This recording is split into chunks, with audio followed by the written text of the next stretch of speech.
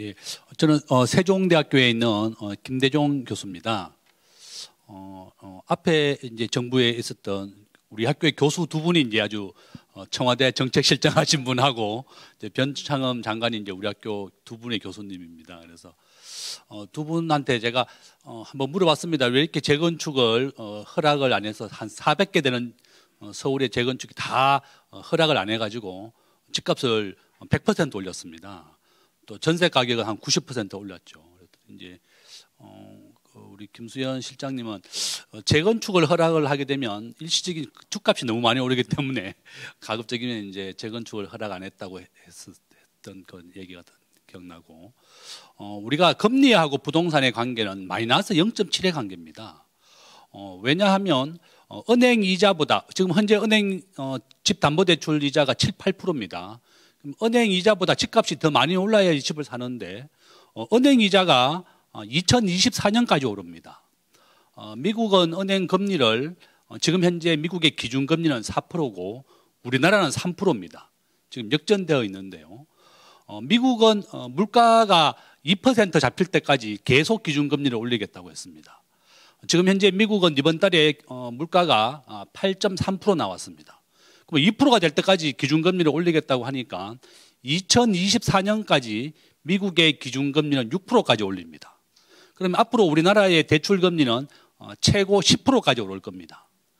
그러니까 앞으로 한 2년 정도는 집값이 조금 더 내린다 이렇게 보시면 되겠고, 집을 사고자 하시는 분들은 내년이 최고의 적기다 저는 그렇게 봅니다. 주식과 부동산은 일반 경기에 6개월에서 1년 앞서가서 반영이 됩니다. 그래서 주식은 아마 내년이 제일 바닥, 부동산도 내년이 가장 바닥이 될 것이고, 미국은 지금 현재 미국의 기준금리가 4%입니다. 내년에는 5%까지 올리고 2024년에 6%까지 올리겠다고 했습니다. 그러니까 앞으로 한 2년 정도만 잘 버티면 되겠다. 최근 한 5년 정도로 이제 이자율을 분석해 보니까 미국의 기준금리는 1981년도 21%였습니다. 은행의 대출이자는 연 30%였습니다. 미국도. 81년을 기점으로 해서 미국의 은행이자는 계속 내렸습니다. 그러니까 우리나라도 똑같이 반영이 되는 겁니다. 우리나라가 1981년도에 한 30%까지 되었거든요. 가장 바닥이 이제 한 3%, 4%였습니다. 요점은 2년 정도만 잘 버티시면 은행이자는 하락한다. 그러니까 부동산 시점, 매입할 시점이라든지 그런 시점은 내년이 가장 바닥이 될 것이다. 저는 그렇게 보고 있고요. 제가 또 드리고 싶은 얘기는 우리나라 국민의 80%가 재산이 전부 다 부동산에 묶여 있고, 우리나라에서 1% 부자의 기준은 30억입니다. 순자산 기준입니다. 내가 부채를 빼고 순자산 기준으로 30억이 안 된다. 이러면 내가 1%의 부자에 안 들어갔다. 이렇게 보시면 되겠다. 그렇게 하고 또 두 번째 제가 드리고 싶은 얘기는 우리나라에서 아파트에 당첨되는 것이 가장 부자가 되는 지름길 중에 하나인데 이것이 18세부터 인정이 됩니다. 청약통장이. 그래서 우리 자녀가 18세가 되면 무조건 아파트 청약종합통장을 가입해 주셔야 됩니다. 그걸 이제 제가 부탁드리고, 그 다음에 세 번째는 금융시장과 관련된 건데요. 워렌 버핏이라고 하는 세계 최고의 부자는 자기 재산의 50%가 애플 주식에 투자되어 있습니다. 그래서 저는 이제 부동산은 우리나라 국민들이 가장 선호하는 주식이고, 품목이고, 우리나라 전체 세대수가 지금 현재 1인 1세대가 전체 세대수의 20%입니다. 앞으로 1세대가 2040년까지 늘어납니다. 인구가 감소하니까 집값이 내린다고 하는 것은 10년 전부터 있었지만, 인구가 감소했지만 지금 현재 우리나라 인구는 5,200만 명입니다. 근데 1인 단독 세대주가 지금 20%거든요. 앞으로 20년 동안 더 단독 세대주가 늘어나게 됩니다. 결혼을 안 했거나 또 혼자 사는 대학생이거나 여러 가지 이유로. 그래서 결론은 앞으로 한 10년 정도는 부동산은 좀 더 상승한다. 저는 그렇게 말씀드리고, 마지막으로 말씀드리고 싶은 게 어느 교수 한 명이 자기 재산이 1조가 넘었어요. 야, 어떻게 월급장이가 재산을 1조를 모았는가 봤더니 자기 월급의 20%를 시가총액 1등을 산 겁니다. 그래서 결론은 여러분들도 지금 전 세계 시가총액 1등은 애플입니다.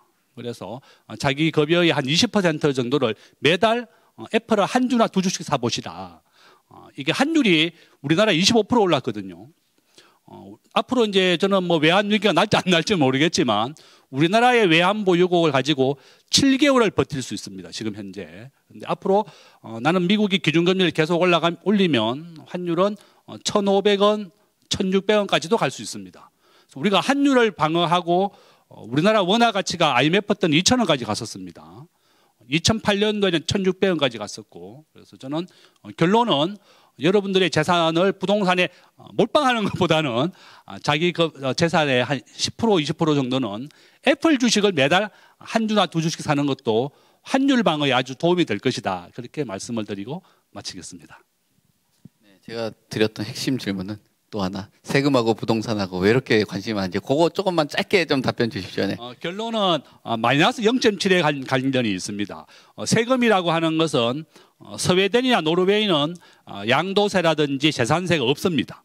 상속세도 없습니다. 그렇지만 우리나라만 이렇게 부의 편중 때문에 이제 이렇게 많이 하고 있는데, 결론은 세금을 이렇게 너무 과도하게 부과하게 된다 그러면 당연히 거래가 위축되고 어려워지는 겁니다.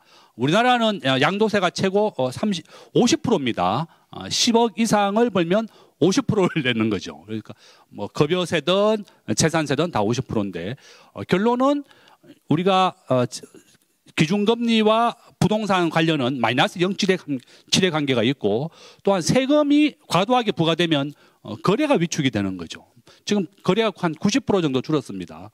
저는 아마 윤석열 정부와 문재인 정부의 아까 발제에서 말씀하신 것처럼 부동산 정책을 잘못했기 때문에 정권이 바뀌었다. 그래서 저는 최대한으로 민주당도 우리 국민의힘과 협의를 해서 국민들이 함께 잘 살아야지 이렇게 너무 잘못된 시각을 가져서는 안 된다. 그러니까 세금을 좀 완화하는 것이 정말 필요하고, 우리가 집을 팔지 않으면 세금을 안 냈었는데요. 이 종부세라는 것 때문에 내가 가지고만 있는 것만 가지고도 세금을 내고 있는 겁니다. 그래서 이것은 정말 개편은 필요하다. 또 이렇게 말씀드리겠습니다.